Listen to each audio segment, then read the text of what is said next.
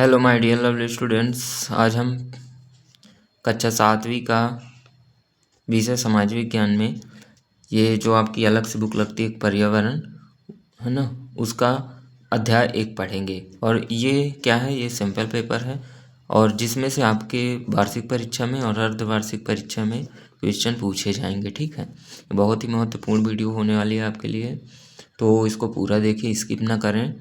ठीक है, और हम इस टाइम पे सभी महत्वपूर्ण क्वेश्चंस आपको इसमें से दे रहे हैं। ठीक है, तो अन्य सब्जेक्ट की और अन्य अध्यायों की यदि आपको देखना है तो चैनल पे जाके आप देख सकते हो। ठीक है, और यदि चैनल पे नए हो तो उसको सब्सक्राइब जरूर करें।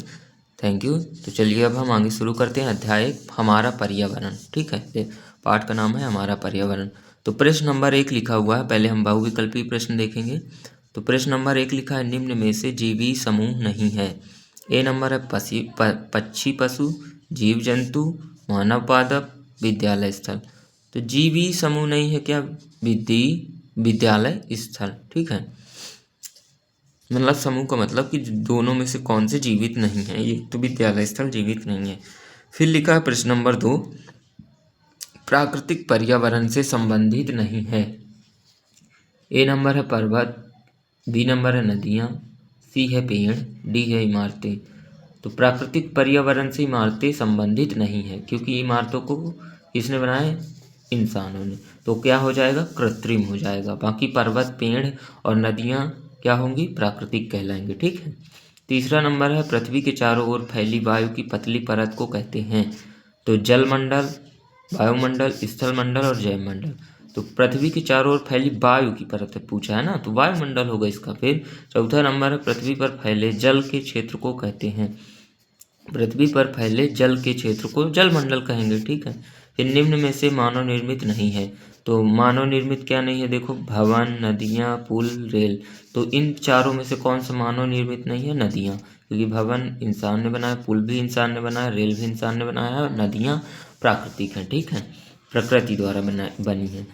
अब आगे देखते प्रश्न नंबर 6, रिक्त स्थानों की पूर्ति कीजिए। आ नंबर है, मानव अपने पर्यावरण के साथ करता है, और इधर है खालिस्तान, तो इसका आंसर होगा पारस्परिक क्रिया करता है। अपने पर्यावरण के साथ क्या करता है? पारस्परिक क्रिया करता है। फिर 12 नंबर है, प्रत्येक वर्ष 5 जून को विश्व पर्यावरण दिवस मनाया जाता है। कौन सा?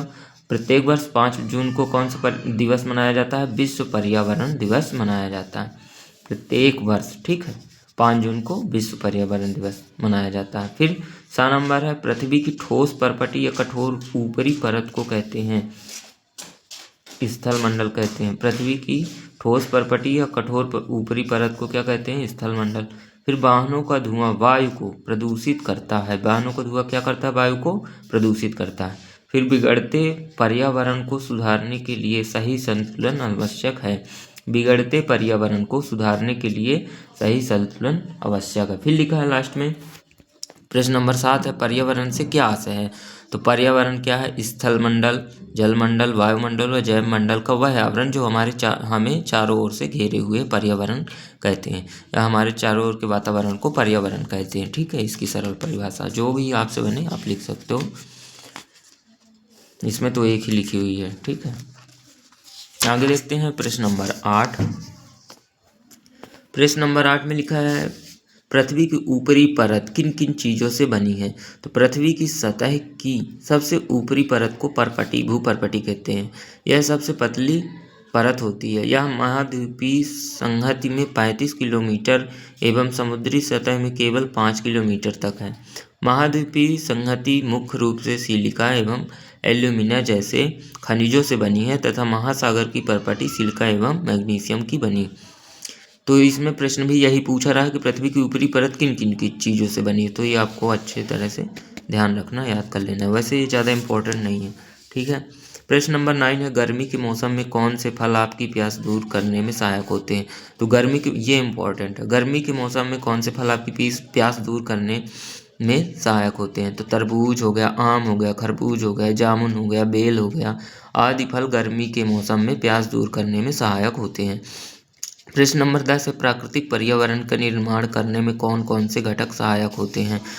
तो प्राकृतिक पर्यावरण का निर्माण कैसे होता है? देखो, भूमि, जल, वायु, पेड़ पौधे एवं समस्त जीव जंतु प्राकृतिक पर्यावरण के घटक हैं और यही सहायता करते हैं प्राकृतिक पर्यावरण का निर्माण करने में। पर्यावरण मतलब प्राकृतिक पर्यावरण मतलब प्रकृति की चीज़ें, ठीक है, मिलाकर पर्यावरण हो गया, आवरण बना दिया उन्होंने सब कुछ मिलके, ठीक है, वो प्राकृतिक पर्यावरण हो गया। इसी को लिख देना। फिर प्रश्न नंबर 11 है, प्रकृति निर्मित एवं मानव निर्मित वस्तुओं की सूची बनाना है आपको।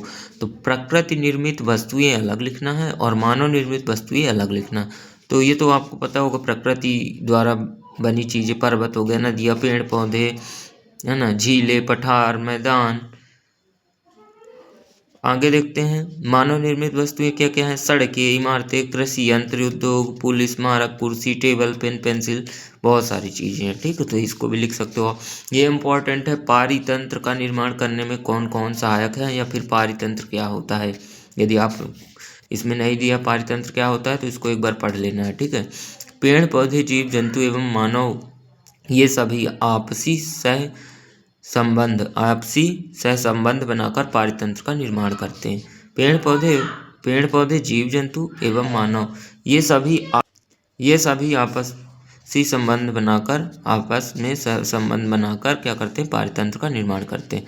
फिर लिखा है प्रश्न नंबर 13, पादप एवं जीव जंतु मिलकर किसका निर्माण करते हैं? तो पादप मतलब पेड़ पौधे एवं जीव जंतु मिलकर जैव मंडल या जीवी संसार का निर्माण करते हैं, ठीक है, बहुत ही आसान क्वेश्चन।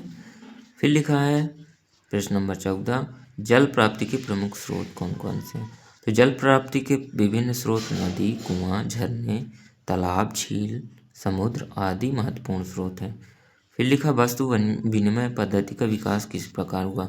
वस्तु विनिमय पद्धति मतलब कि अभी के ज़माने में जैसे ये बहुत पुरानी बात है, जैसे हम अभी के ज़माने में पैसे देकर कुछ वस्तु खरीदते हैं जो हमें पसंद होती है, वो हमारी ज़रूरत की होती है। तो पहले क्या होता था कि हम वस्तु के बदले वस्तु लेते थे। मतलब यदि सामने वाले व्यक्ति को किसी वस्तु की ज़रूरत है और वो हमारे पास है और हमें ऐसी वस्तु की ज़रूरत है जो उसके पास है, तो हम एक्सचेंज कर लेते थे वस्तुओं का। वो क्या था? वस्तु विनिमय पद्धति उस सभ्यता का, ठीक है। तो इसी के बारे में वर्णन कर देना है इसने। सभ्यता के विकास के साथ साथ मनुष्य की आवश्यकताएं भी बढ़ती गईं।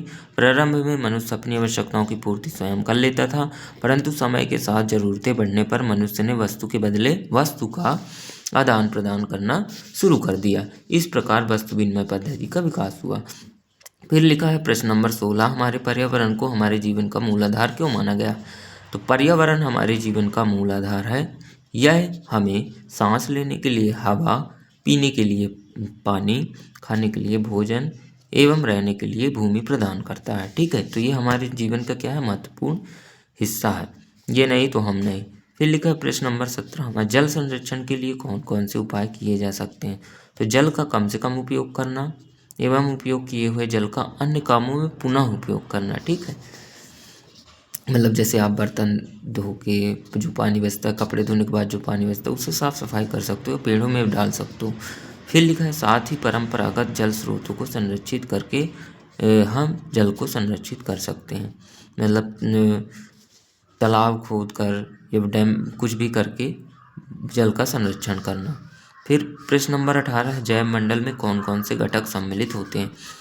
तो पादप एवं जीव जंतु मिलकर जैव मंडल का निर्माण करते हैं, जहाँ स्थल, जल एवं वायु मिलकर जीवन को संभव बनाते हैं।